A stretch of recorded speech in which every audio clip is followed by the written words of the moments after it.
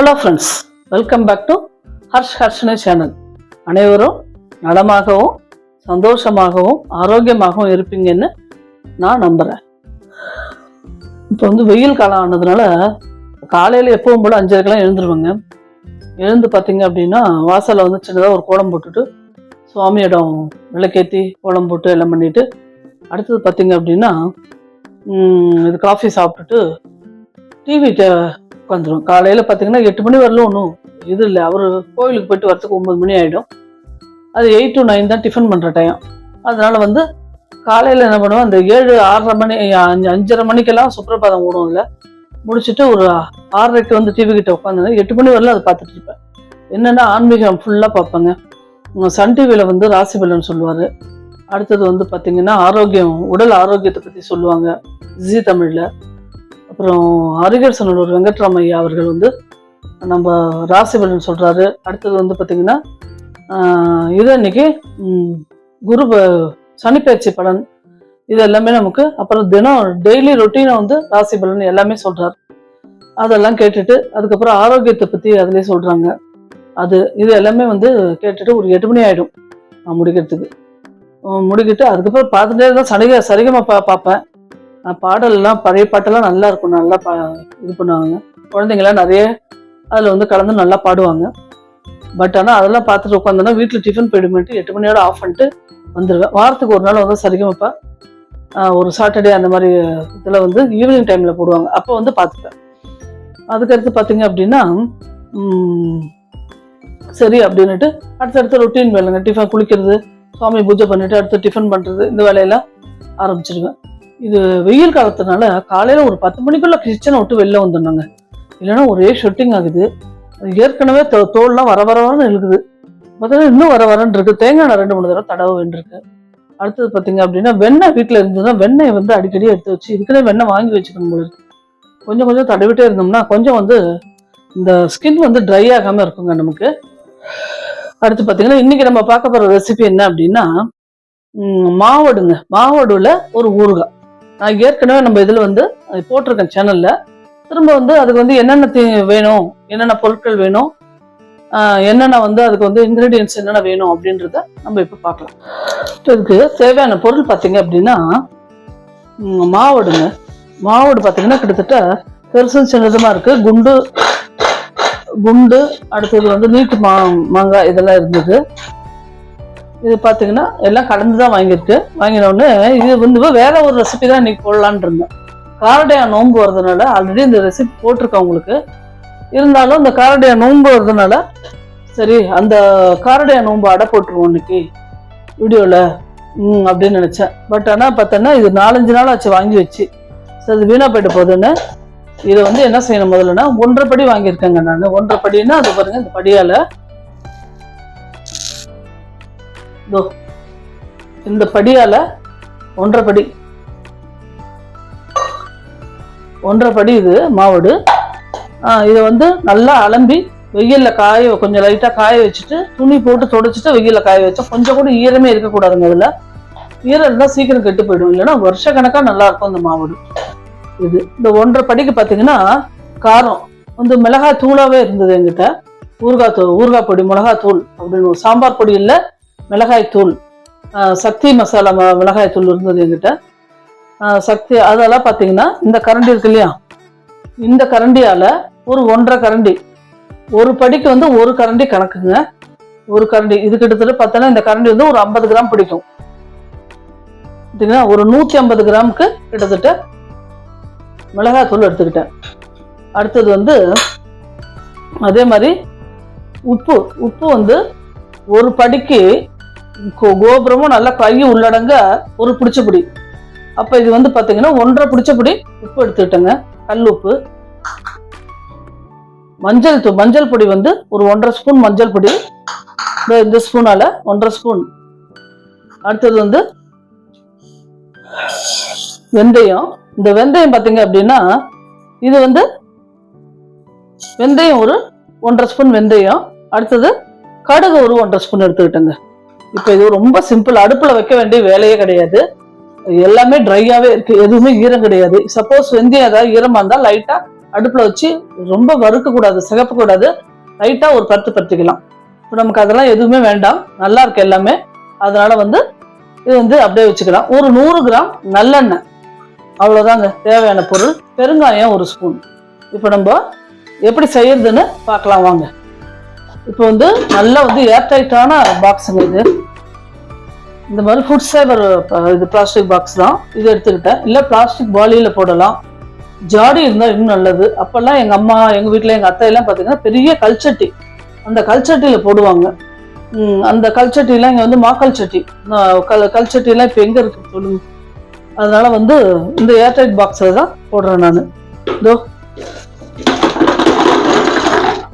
ஏன்னா இது கொஞ்சம் தாராளமாக போட்டாதான் கொஞ்சம் அப்பப்போ வந்து 2 நாளைக்கு ஒரு தடவை 3 நாளைக்கு ஒரு தடவை அப்படி குளிக்க விடுறதுக்கு நல்லா இருக்கும். கரெக்டான பாக்ஸில் 1/2க்கு மேலே போட்டுக்க நல்லா இருக்கும். நடுவில் மாவோடு கலந்து வந்தாலும் நம்ம இதோட கலந்துக்கலாம். அதுக்கோசரம் தான் இவ்வளோ பெருசு போட்டிருக்கேன். இப்போ வந்து இதில் போட்டாச்சு. போட்ட உடனே அடுத்தது பார்த்தீங்க அப்படின்னா இந்த மிக்ஸி ஜாரில் வெந்தயம், கொஞ்சம் கடுகு 1.5 ஸ்பூனுக்கு கடுகு எடுத்துட்டு இருக்கேன். எடுத்துட்டு உப்பு, ஏன்னா உப்பு போட்டாதான் அது என்ன ஆகும், நரன்னு உங்களுக்கு வந்து அரைப்படும் அதில், அதுக்கோசரம் உப்பு. இதை வந்து மிக்சியில் நல்லா அரைச்சிக்கணுங்க. அரைச்சிட்டு பார்க்கலாம். மிக்சியில் போட்டு நல்லா அரைச்சாச்சு. இப்போ வந்து அதை வந்து இதில் போட்டுடலாம். நல்லா நைஸா அரைச்சிக்கணும். அரைச்சாச்சு. அடுத்தது பார்த்தீங்க அப்படின்னா இதோ இந்த மிளகாத்தூள் போட்டாச்சு. அடுத்தது மஞ்சள் தூள் போட்டாச்சு. அடுத்தது பெருங்காயம் கொஞ்சம் நிறைய போட்டுட்டு நல்லா குளிக்க விட்டுருங்க. கொஞ்சம் கூட இதுவே வேண்டாம். இப்போ நம்ம வந்து ஆயில் ஊற்றினா போதும். இது பாருங்க, ஆயில் கிட்டத்தட்ட ஒரு 150 கிராமே எடுத்துட்டு இருக்கேன் நான். இது 200 கிராம் இந்த டம்ளரு, இதுல 3/4 டம்ளருக்கு எடுத்துட்டு இருக்கேன். 150 கிராமுக்கு மேலே எடுத்துட்டு இருக்கேன். இந்த ஆயில் அப்படியே இதுல நல்லெண்ணெய் அப்படியே ஊற்றிட வேண்டியதாங்க, எதுவுமே பண்ண. ஊற்றிட்டு நல்லா குளிக்க விட்டுடணும், அடிக்க மேலுக்கும். சரிங்களா? தண்ணியெல்லாம் எதுவுமே விடக்கூடாதுங்க, தண்ணி விடவே கூடாது, அப்படியே குளிக்க விட வேண்டியதுதான்.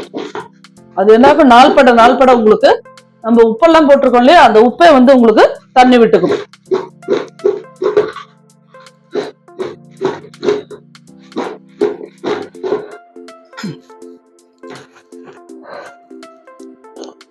பார்த்தீங்களா, மேல் கோட்டிங் வரைக்கும் வந்துருச்சு பாருங்க. இது என்ன பண்ணணும், டெய்லி நீங்க ஒரு தடவை காலையில எழுந்த உடனே நல்லா அப்படி குளிக்க விட்டீங்கன்னா நல்லா இருக்குங்க. இதுதான் மாவடு வந்து ரெடி. ஊற அவ்வளோ டேஸ்டா நல்லா இருக்கும். சாம்பார் சாதம், ஒரு காயும் வெயில் காலம் அடுப்பிட்டு இருந்து காய், சில சமயம் பார்த்தீங்கன்னா வெயில் காலத்துல வந்து வெஜிடபிள்ஸ் அவ்வளவா பிடிக்காது சாப்பிட்றதுக்கு சில பேருக்கு. அப்போ வந்து இந்த ஊறுகாய் ஐட்டங்களை தேடுவாங்க. அப்போ வந்து நம்ம என்ன செய்யலாம், இந்த மாதிரி மாவடு, தயிர் சாதம் மாவடு, இதுதாங்க. முன்னாடி ஒரு காலத்துல ஸ்கூலுக்கு நாங்கள் போகும்போதெல்லாம் காலையில எங்க வீட்டில் இதான் ரெடி பண்ணி கொடுப்பாங்க. தயிர் சாதம், கடுகு தாளிச்சு அதை கொடுத்துருவாங்க. அதுல வந்து பாத்தீங்கன்னா மாவடு வச்சு மூடி கொடுத்துருவாங்க. அவ்வளோ நல்லா இருக்கும். மத்தியானம் அந்த வெயிலுக்கு ஸ்கூல்ல சாப்பிட்றதுக்கு அந்த மாதிரி இருக்கும். பழைய சாத்துக்கு ரொம்ப கிளாஸா இருக்குங்க. பழைய சாத்துக்கு ரொம்ப நல்லா இருக்கும். எல்லாருமே காலங்காத்தாலும் ஒரு காலத்துல நல்லா ஜாயின்ட் ஃபேமிலி, எங்க ஃபேமிலி எல்லாரும் உட்காந்து, குழந்தைங்க எல்லாம் உட்காந்து எல்லாம் ரவுண்டு கட்டி சாப்பிடுவோம். அத்தைகளோ சித்தியோ யாராவது ஒருத்தர் அந்த கல்ச்சட்டியில பழையது ஊற போட்டிருப்பாங்க. அதை வந்து நல்லா பிசைஞ்சு ஒரு கடுகு மட்டும் தாளிச்சு கொட்டிடுவாங்க, அவ்வளவுதான். தயிர் விட்டு இந்த மாவோடு தொட்டுக்க போட்டுருவாங்க. சாப்பிடுவோம் எல்லாரும் உட்காந்து சிரிச்சு பேசிட்டு சந்தோஷமா. அதெல்லாம் பழைய காலத்து நினைவுகங்க. அதெல்லாம் எப்பவுமே நம்ம வந்து மிஸ் பண்ணக்கூடாது வாழ்க்கையில. திரும்ப அதெல்லாம் கிடைக்காது. இப்ப நம்ம போனா கூட போக முடியல, நம்ம போற நேரத்துக்கு அவங்களாம் அங்க இருக்க மாட்டாங்க. அதனால வந்து அது பழைய நினைவுகளை வந்து எப்பவுமே நம்ம வந்து ஸ்டோர் பண்ணி வச்சுக்க வேண்டியதுதான். எதுவுமே மிஸ் பண்ணக்கூடாது. எங்க கூப்பிட்டாலும் போயிடணும், எங்கேயும் இது பண்ணிக்கணும், ஜாலியா என்ஜாய் பண்ணிக்கணும். பார்த்தீங்களா, இது மாதிரி இப்படி குளிக்காச்சு. மாவோடு ரெடிங்க. இன்னொரு தடவை ரீகேப் நான் உங்களுக்கு இதை சொல்லிடுறேன். இந்த படியால 1.5 படி போட்டிருக்கேன். மாவோடு நல்லா அலம்பி காய வச்சாச்சு. அதுக்கு வந்து 1.5 ஸ்பூன் வந்து வெந்தயம், 2 பிடிச்சப்பொடி உப்பு, அதாவது ஒரு படிக்கு 1 பிடிச்சப்பொடி உப்பு கணக்கு. இதுக்கு பார்த்தீங்கன்னா ஒரு 1.5 பிடிச்சபடி போடலாம் உப்பு. ஒன்று வந்து ஃபுல்லாக கை அழுத்தமாக போட்டுட்டு இன்னொன்று கொஞ்சம் உள்ளடங்க போட்டோம்னா சரியா இருக்கும். வேணும்னா உப்பு வாயில நீங்க விட்டு பார்த்துட்டு 2 நாள் கழிச்சு வாயில விட்டு பார்த்துட்டு உப்பு போறலைன்னா கூட நம்ம கல் உப்பு அப்படியே மேலே போட்டுக்கலாம். கல்லுப்பே போடுங்க கூடுமான வரைக்கும். அடுத்தது வந்து மிளகாய்த்தூள். மிளகாய்த்தூள் பார்த்தீங்கன்னா இந்த கரண்டியால 1.5 கரண்டி, அதாவது 150 கிராம் மிளகாய்த்தூள், ஒரு ஸ்பூனு, 2 ஸ்பூனு மஞ்சள் பொடி, பெருங்காயம், கடுகு 1.5 ஸ்பூன் கடுகு, 1.5 ஸ்பூன் வெந்தயம். இது எல்லாத்தையும் எடுத்துக்கிட்டேன். வெந்தயம், கடுகு, உப்பு எல்லாத்தையும் வச்சு மிக்சியில் பொடி பண்ணியாச்சு.